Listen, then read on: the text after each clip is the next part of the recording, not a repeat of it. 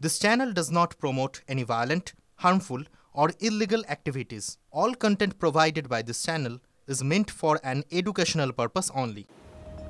যেহেতু এই মুহূর্তে অস্থির বাংলাদেশ, সেই জায়গায় দাঁড়িয়ে আগে থেকেই সীমান্তে নজরদারি বাড়িয়েছিল বিএসএফ।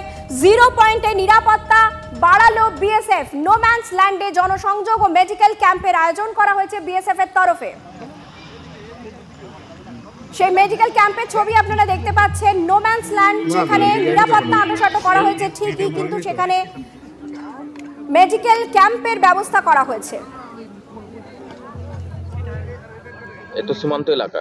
হ্যাঁ, তো বিএসএফ কে ডকুমেন্ট জমা দিতে হয় কোনো? না না, ডকুমেন্ট জমা দিতে হয়েছে এমনি চলে এসেছি। আবার 0 পয়েন্ট অবধি। একদম 0 পয়েন্টে? হ্যাঁ, 0 পয়েন্টের এই পঞ্জরে এই পয়েন্ট চলে এসেছি। রাজঘাটে। বিএসএফ কোথায় থাকে? বিএসএফ একবার লাস্টে 0 পয়েন্টে। এইদিকে কি বাংলাদেশিরা অত্যাচার করে? বাংলাদেশিরা অত্যাচার করে। অত্যাচার করে? কি রকম অত্যাচার করে? আপনার হচ্ছে ফসল টসল সব খাইয়ে দেয় গরু দিয়ে, পালের গরু দিয়ে। আপনার হচ্ছে কাটিয়ে নেয়, এরকম ওরা ওই অত্যাচার করে দাও। এমনি বাংলাদেশিরা কি এইদিকে প্রবেশ করে? হ্যাঁ, আসে, এদিকে আসে। হ্যাঁ, চলে আসে সবাই। বাংলাদেশিরা অত্যাচার করে এলাকায়? বাংলাদেশের অত্যাচার হয় 0 পয়েন্টের আগে, এখন বিএসএফ গিয়ে একটু কম হয়েছে। বিএসএফ সেই কারণে কি এখন 0 পয়েন্টে যাচ্ছে? হ্যাঁ, আছে 0 পয়েন্টেই আছে। বলছি, এই বাংলাদেশি চোরা চালানকারীরা কি এইদিকে প্রবেশ করে, অনুপ্রবেশকারীরা? সেটা রাত্রে করতে পারে বা দিনেও করতে পারে, মানে ওদের তো সুযোগ সুবিধা নিয়ে তো চলাফেরা করে। এই মুহূর্তের একটা সব থেকে বড় খবরে চোখ রাখা যাক। রাজ্য মেডিকেল কাউন্সিল থেকেও এবার অপসারিত হলেন শান্তনু সেন। কাউন্সিলের রাজ্য সরকারের মনোনীত প্রতিনিধি ছিলেন তিনি।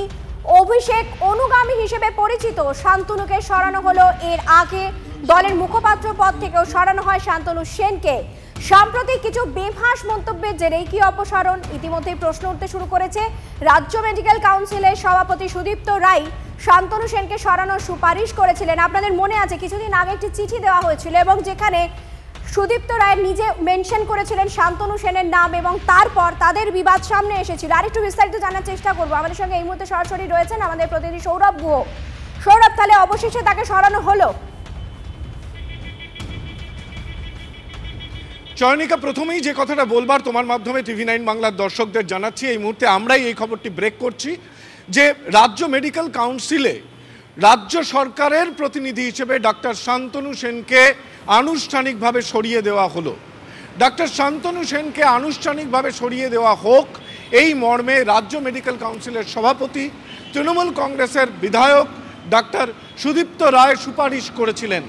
সুদীপ্ত রায়ের সুপারিশে শিলমোহর দিল রাজ্য স্বাস্থ্য দপ্তর, এবং এই মুহূর্তে রাজ্য মেডিকেল কাউন্সিল থেকে সরকার মনোনীত প্রতিনিধির পদ থেকে আনুষ্ঠানিকভাবে সরিয়ে দেওয়া হলো তৃণমূল কংগ্রেসের প্রাক্তন সাংসদ, তৃণমূল কংগ্রেস নেতা ডক্টর শান্তনু সেনকে।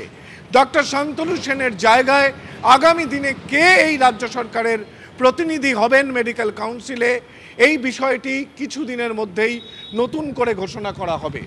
এই তথ্যটি আসবার পরে নিঃসন্দেহে একদিকে যেমন সুদীপ্ত রায় বনাম শান্তনু সেনের দ্বন্দ্ব এইটা যেমন সামনে আসছে, তার থেকেও বড় কথা সুদীপ্ত রায়ের কথায় সায় দিল রাজ্য সরকার। সুদীপ্ত রায় তৃণমূল কংগ্রেসে ওল্ড ব্রিগেডের প্রতিনিধি হিসেবে বিবেচিত হন। অন্যদিকে দাঁড়িয়ে শান্তনু সেনের পরিচয় ছিল অভিষেক অনুগামী, অর্থাৎ আরেক অভিষেক অনুগামীকে সরকারি পদ থেকে কিন্তু সরিয়ে দেওয়া হলো।